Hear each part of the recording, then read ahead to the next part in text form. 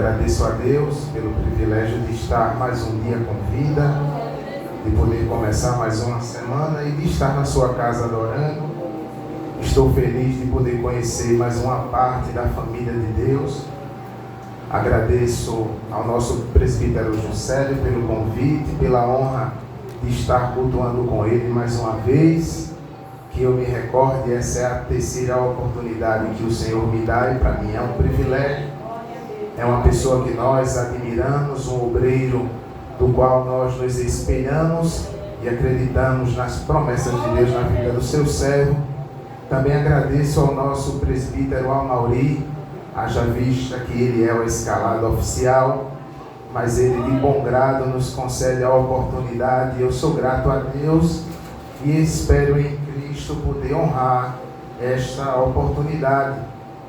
Gostaria de pedir à igreja que interceda por mim, para que o Senhor venha confirmar a palavra que já há alguns dias está no meu coração, e gostamos de estar na direção de Deus, e assim permaneceremos. Eu acredito que é o Espírito Santo que vai dar o tempero certo e o gosto necessário da palavra para que a igreja se alimente. Convido os irmãos a abrir a palavra de Deus no Evangelho de Marcos,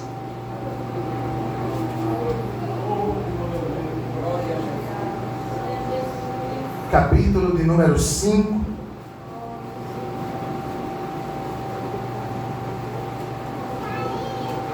versículos de número 18 ao versículo de número 20. Enquanto os irmãos estão localizando, eu gostaria de parabenizar aos irmãos pela reverência ao culto e pelo envolvimento no culto. Por mim, se estivesse sentado ali cultuando o restinho, eu já estava feliz. O culto aqui é fervoroso. Glória a Jesus. Evangelho de Jesus Cristo, escrito por Marcos, capítulo de número 5, versículo de número 18 ao versículo de número 20. E entrando ele no barco, rogava-lhe o que fora endemoniado que o deixasse estar com ele. Jesus, porém, não lhe permitiu, mas disse-lhe: vai para a tua casa, para os teus, e anuncia-lhes quão grandes coisas o Senhor te fez e como teve misericórdia de ti. E ele foi e começou a anunciar em Decápolis quão grandes coisas Jesus lhe fizera, e todos se maravilhavam. Amém, meus irmãos? Acreditamos que estamos na direção de Deus nesta palavra, tendo em vista que a leitura oficial também falava de maravilhas.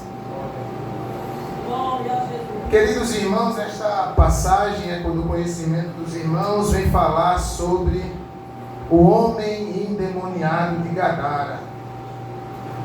Tanto Marcos no capítulo 5, versículo 1 ao versículo de número 20, como também Mateus no capítulo 8, versículo 28 ao 34, e Lucas também no capítulo 8, versículo 26 ao 29, vem registrar esta passagem que fala sobre o endemoniado gadareno. Sabendo que entre os evangelhos de Mateus, comparados ao evangelho de Marcos e de Lucas, há uma diferença, mas no decorrer da nossa reflexão teremos tempo para entender esses pequenos detalhes que são tão importantes para a nossa fé. Quando nós olhamos o ministério de Jesus, a sua forma de pregar e os milagres que ele operou, nós sabemos que houveram milagres que Jesus operou conforme a fé do homem ou da mulher que estava necessitado ou necessitada, estava manifestando diante do Senhor. Mas também houveram situações em que o próprio Jesus, ele de iniciativa própria, quis operar o milagre. E nesta noite eu queria meditar com os irmãos, com muito temor a Deus e debaixo de um simples tema: quem poderá impedir se Jesus decidiu ajudar? Quem poderá? Quem pode impedir? Quando Jesus decide mudar alguém, quem pode impedir? Glória a Jesus. Nós somos testemunhas vivas que Jesus também operou em nós mudança. Glória a Deus. Quem pode? O ministério de Jesus foi um ministério dinâmico, cheio do poder do Espírito Santo, um ministério que crescia a cada dia de forma inexplicável, porque o Espírito Santo atuava presentemente em seu ministério, bem como o ministério de Jesus era um ministério acolhedor. Diferente dos fariseus, Jesus Cristo passou a se preocupar com aquela parte da sociedade que era esquecida pelos religiosos. Quando nós olhamos os evangelhos, nós vemos um amor de Jesus Cristo pelos pobres, pelos pecadores, pelos publicanos, por aqueles que estavam nos lugares desertos e afastados. Glória a Deus, aleluia. O ministério de Jesus, ele ganha notoriedade quando Jesus Cristo, sobre a ação do Espírito Santo e tendo o conhecimento que João Batista estava preso, Jesus Cristo decide sair de Nazaré e ir habitar em Cafarnaum, para lá expandir o seu ministério e assim fazer cumprir sobre a sua vida uma profecia que havia sido dita ainda pelo profeta Isaías há mais de 700 anos atrás. Mateus, no capítulo 4, versículo 13 ao 16, vem confirmar que a promessa do profeta Isaías estava se cumprindo sobre a vida de Jesus, quando ele decide habitar sobre as margens do mar da Galileia. Eu acho interessante a versão bíblica denominada transformadora, quando ele vem falar da profecia de Isaías no capítulo 9, versículo 1 e o versículo 2, ele vem dizer: este tempo de escuridão e desespero, no entanto, não durará para sempre. A terra de Zebulon e a terra de Naphtali será humilhada, mas no futuro a Galileia dos gentios, localizado junto à estrada entre o Jordão e o mar, se encherá de glória. Glória a Deus. O povo que andava na escuridão verá uma grande luz. Para os que vivem na terra de trevas profundas, uma luz brilhará. Aquela região havia sido cenário de cativeiro, como os irmãos bem sabem. No Antigo Testamento, o cenário do cativeiro primeiro veio para o reino do norte, as 10 tribos de Israel, e compreendia exatamente a tribo de Zebulon e a tribo de Naphtali, aquela região cujos habitantes haviam sido levados cativos.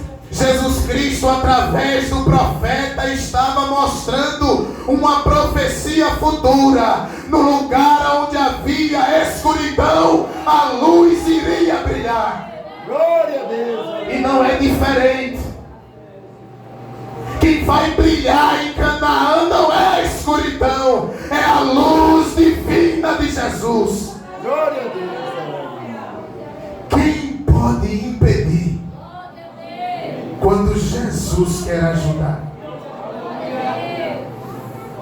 Quando nós mergulhamos diariamente nas Escrituras, nós vemos uma simplicidade tão grande no ministério de Jesus. Nós vemos que Jesus Cristo, ele não se preocupava com eloquência nas palavras. A preocupação dele era se o povo estava entendendo e estava entendendo bem. A libertação dos atormentados, a cura de muitas enfermidades e moléstias entre o povo revelava que sobre a vida de Jesus atuava o poder do Espírito Santo. Diante disso, grandes multidões de todas as partes passaram a acompanhar Jesus de perto. Eram pessoas da Galileia, da Judeia, Jerusalém, de Decápole e de regiões além do Jordão. Conforme Mateus capítulo 4, versículo 25. A notícia daquele pregador que agora, além de falar com autoridade, também operava milagres, perdoava pecados, expulsava demônios, curava leprosos, estava se espalhando, não tinha como controlar. E Jesus Cristo, diante disso, vendo a dificuldade de transitar publicamente, ele sempre costumava procurar alguns lugares desertos, alguns lugares solitários para estar ali, para conversar com os seus apóstolos, para dar as orientações, porque eles estavam sendo formados. Quando nós olhamos o Evangelho de Mateus, capítulo 14, por exemplo, versículo 13, nós iremos ver que antes que Jesus Cristo opere o milagre da primeira multiplicação dos pães, ele decide ir para um lugar deserto com os apóstolos. Marcos também no capítulo 6, versículo 31 e 32 vem confirmar isso, que Jesus Cristo decide ir para um lugar à parte, porque ele sabia do perigo, da notoriedade, da fama que estava crescendo sobre a sua vida e que poderia atrapalhar o projeto messiânico de Deus. Glória a Deus, aleluia. Mas Jesus Cristo, pelo seu cuidado, pela sua prudência, ele sempre procurava os bastidores. Ainda que os milagres que ele operava e cada mensagem que ele falava alcançava muitos e multidões.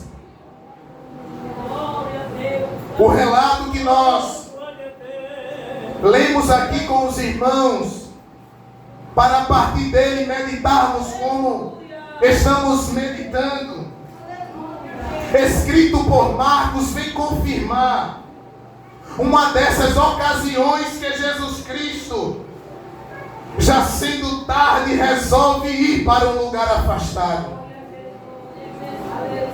Na companhia dos seus apóstolos, Jesus Cristo, ele decide sair de um lado do mar da Galileia e ir para outro lado, para outra banda do mar.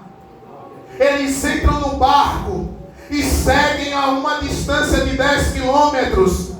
E os irmãos vão ver em Marcos, no capítulo de número 4, que vem registrar sobre a tempestade que Jesus Cristo, ele acalma. Durante aquele trajeto, os apóstolos, ainda surpresos com a autoridade de Jesus, sobre o vento e o mar, conversavam entre eles. Quando chegaram a outra margem do mar da Galileia. Glória a Deus. Eles chegam em uma região que não pertenciam aos judeus. Era a terra dos gadarenos, homens tidos como pagãos, homens que não conheciam a promessa de Deus que havia sobre o povo de Israel. Aleluia. Glória seja dada ao nome de Jesus. Aleluia. Os 3 primeiros evangelhos trazem detalhes sobre esta passagem que merece a nossa atenção. Porque se nós prestarmos a atenção para os detalhes que há encostado no Evangelho, verdadeiramente seremos avivados. Porque se existe um Deus que faz questão de trabalhar em detalhes, este é o nosso Deus. Ele trabalha em detalhes.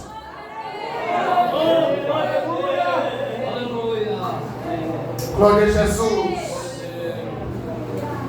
O texto diz, tanto Mateus como Marcos e Lucas, que saindo Jesus do barco,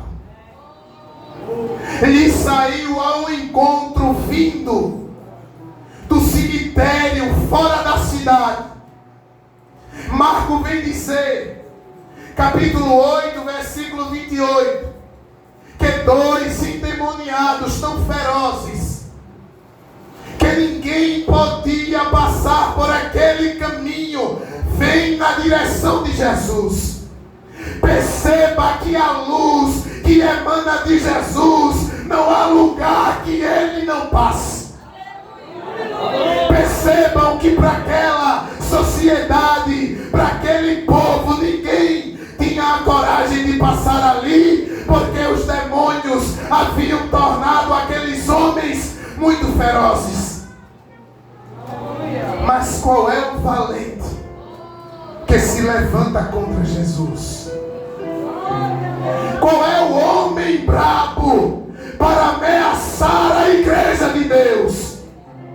Me faz lembrar o que Lucas escreve em Atos dos Apóstolos, capítulo de número 9, a respeito de um homem chamado Saulo de Tarso. O texto diz que ele respirava ameaças e mortes e foi na direção de Damasco, mas Jesus se encontrou com ele no caminho.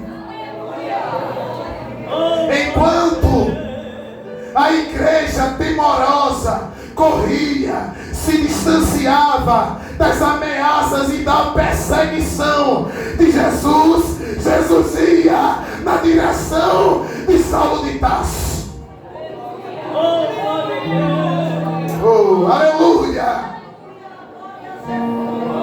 Glória a Jesus! Tem pessoas que são evangelizadas pela igreja, mas tem pessoas que é o próprio Jesus quem evangeliza.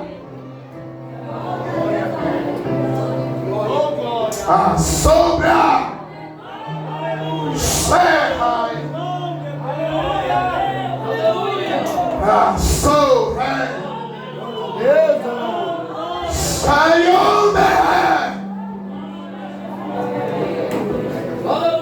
Muitas vezes a gente se preocupa como é que a gente vai chegar com a campanha ali, naquela boca de fumo. Se Jesus mandar, a gente vai. Ai, quem é eu e você para se levantar diante do leão da tribo de Judá? Sou da camaça. Eu não sei como é o cenário da tua vida. Eu não sei quem na tua casa não quer nem saber da palavra. Mas Jesus vai pregar para ele.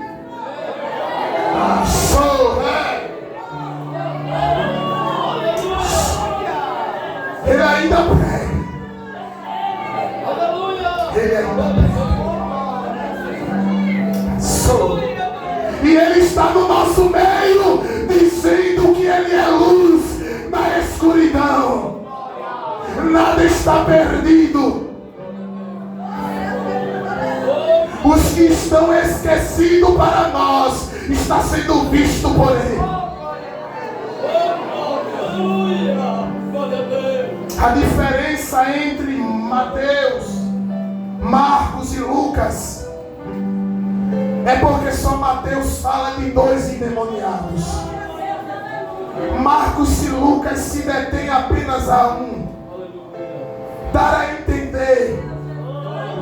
E alguns comentários bíblicos assim afirmam que esses 2 apóstolos, eles se prendem ao homem mais violento daquela ocasião. Por isso que Marcos e Lucas se detêm a relatar apenas um endemoniado. Percebam que ninguém passava por ali. Primeira qualidade daqueles homens terrível: eles eram ferozes e violentos. Uma outra qualidade falada por Marcos no capítulo 4, versículo 2 ao versículo 5, é que aquele homem estava possuído de um espírito imundo. Ninguém conseguia detê-lo, nem mesmo as correntes que eram colocadas nele para contê-lo. Ele era sempre acorrentado e algemado às suas mãos e os seus pés. Mas ele quebrava as algemas dos pulsos e despedaçava as correntes colocadas em seu tornozelo. Ninguém daquela região era forte o suficiente para dominar aqueles homens. De dia e de noite ele vagava de um lado para o outro, entre as covas, entre os sepulcros, gritando e se machucando com pedra. Imagine o cenário deste homem. Homem feroz, homem violento, que passava o dia gritando à noite e se cortando com pedra, o seu corpo cheio de ferida. Lucas vem dizer no capítulo 8, versículo 27 e o 29, que aquele homem, em razão de estar possesso há tanto tempo, Glória a Deus. ele não andava vestido, ele andava despido, nu, e não habitava em casa alguma. Por vezes aquela cidade tentava guardá-lo preso, mas ele quebrava as prisões, despedaçava elas, e impelido pelos demônios, ele voltava para o deserto, para os lugares solitários. Os apóstolos não imaginavam o que estavam por ver. Mal haviam saído de uma tempestade que nos olhos deles poderiam custar a sua vida.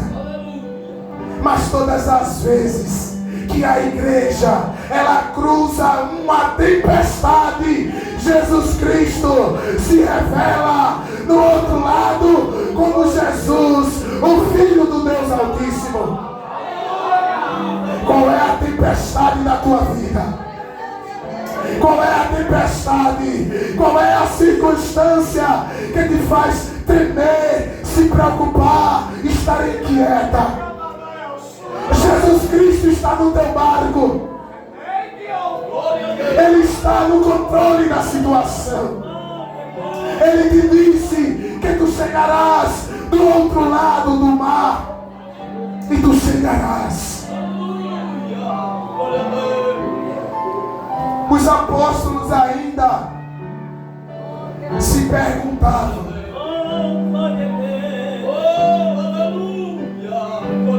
quem era Jesus? Porque até o vento e o mar lhe obedeciam. Quantas vezes Ele opera maravilhas na nossa vida e a nossa fé não consegue alcançar essa grandeza. Os apóstolos que haviam presenciado muitos milagres, muitas curas, agora no barco se perguntavam: quem é este que até o vento e o mar lhe obedecem? Eles descem em terra, e descendo em terra, o texto sagrado diz que o endemoniado vem, se coloca de joelho e diz a ele: Jesus, Filho do Deus Altíssimo, o que queres que eu faça?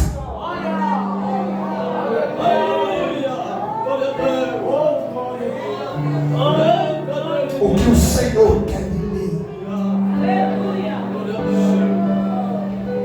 Os apóstolos não tinham resposta para a sua pergunta, mas Jesus Cristo, através do seu poder, estava ali e os demônios estavam dizendo: tu és o Filho de Deus.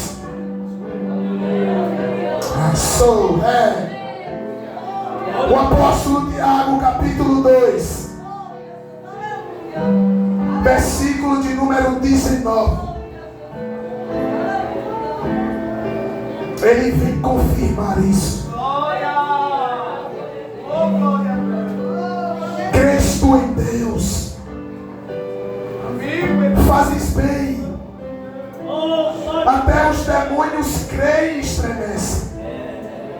Jesus Cristo estava ensinando aos apóstolos que Ele era muito mais do que um pregador, do que um profeta poderoso.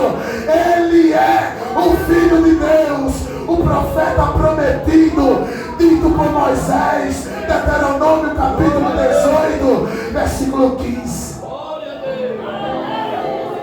Ele é o prometido, dito pelo profeta Isaías: o menino se nos deu. Ele é aquele que João escreve no capítulo 3, versículo 16 e 17. Deus enviou o seu Filho ao mundo. Estava ali, em terras estranhas, mas conhecido no mundo espiritual. Estava ali aquele que é capaz de desfazer as obras do diabo. Nada pode ser feito contra a igreja, porque Jesus Cristo é aquele que Deus manifestou para desfazer as obras do diabo. O apóstolo João, em sua primeira epístola, capítulo de número 3, versículo de número 8, ele escreve isso muito bem. Quando em suas palavras ele dizia que estava ali aquele que é capaz de desfazer as obras do diabo. Para isto o Filho de Deus foi manifesto. Nós vimos que através da obra de Jesus, sobre a vida daquele homem rejeitado, esquecido, não havia mais solução aos olhos daquela sociedade. Mas para Jesus sempre há solução. Percebam que a liberdade que o diabo deu àquele homem tirou ele do seio da sociedade, tirou ele do seio da família, levou ele para a loucura, levou ele para os lugares desertos e pouco a pouco tentava consumir a sua vida. Glória a Deus. Mas a liberdade que Jesus dá restaura a credibilidade do homem, insere o homem novamente na sociedade, faz o homem voltar a habitar em família. Esse é o Jesus que veio desfazer as obras do diabo. Este é o Jesus que quando quer ajudar alguém, ninguém impede. Aquele homem que estava possesso, não estava possesso apenas por um espírito. Porque no diálogo, quando Jesus tenta repreender aquele mal, Jesus nota que algo estranho havia e que aquele espírito resistia. E Jesus Cristo, notando, pergunta: qual é o teu nome? Nós somos legiões porque somos muitos. Quem é a multidão para Jesus? Legião era uma quantidade enorme. Na tradição romana, legião era uma parte do exército romano com quase 6.000 homens. Os evangelhos não revelam quantos espíritos haviam sobre aquele homem, mas ele diz: nós somos muito, mas o poder de Jesus Cristo é maior. Ele repreende um, repreende dois, repreende três, repreende 7 e repreende muitos. Jesus Cristo opera um milagre na vida daquele homem. O texto diz que aqueles espíritos entram em uma manada de porcos e os porcos se precipitam na água, caindo de um monte vizinho. Aqueles homens que apacentavam os porcos saem correndo, falando no campo e na cidade o que havia acontecido e chamando a cidade para ver o que havia acontecido na vida daquele homem. Quando a multidão chega, encontra aquele homem sentado, vestido e em perfeito juízo. Sabe o que é que eu entendo com isso? Jesus Cristo, quando liberta o homem de verdade, ele veste o homem de roupa espiritual, faz o homem sentar para ser o seu discípulo e dar a ele a verdadeira sabedoria. Oh, aleluia! Esse é o nosso Jesus. Nós precisamos anunciar esse Jesus para esta vizinhança. Perceba que aquela cidade, com muito temor, pediu para Jesus sair da cidade, porque eles não haviam entendido a grandeza daquele milagre. Quando Jesus Cristo retorna para o barco com os seus apóstolos, aquele homem do qual nós não sabemos o nome, que apenas era conhecido como endemoniado, pede a Jesus para ir com ele. Aí Jesus Cristo disse: não, volta para a tua casa, volta para os teus e fala para eles quão grandes coisas o Senhor fez por ti e como teve misericórdia de ti. Muitas vezes nós nos limitamos para falar do nosso Jesus, alegando que nós não sabemos pregar, mas a maior pregação é o que ele fez na minha e na tua vida. Se você sente isso, agradeça a Jesus, glorifique a Ele. Ele mudou a nossa história. Glória a Deus! Ele mudou a nossa história. Jesus Cristo fez parte do nosso viver. Ele faz parte do nosso viver. Aquele que vivia nos desertos, após ser colocado-lhe roupas, após ter dito a ele: tu tem que estar sentado para aprender, após notarem que ele agora estava com o seu juízo perfeito, Jesus Cristo unge como o primeiro missionário naquela terra. Quando Jesus Cristo quer fazer, quem pode impedir?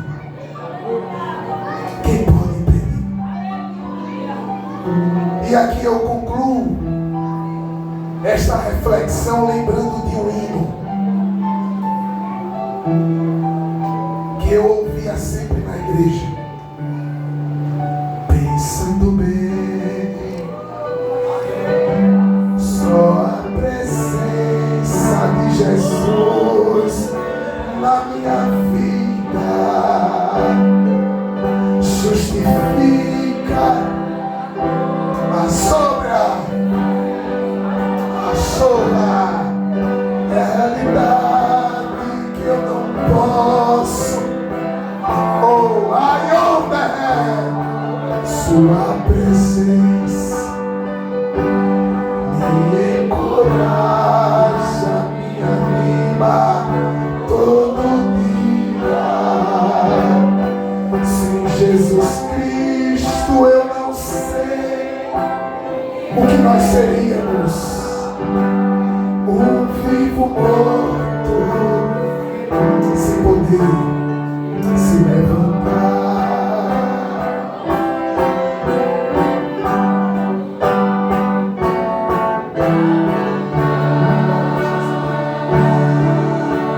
Glória a Jesus. Declare para Ele, anuncie para Ele que você não quer deixá-lo. Aquele homem, ele não queria ficar só, ele não queria se distanciar de Jesus, mas era necessário falar das grandezas de Deus.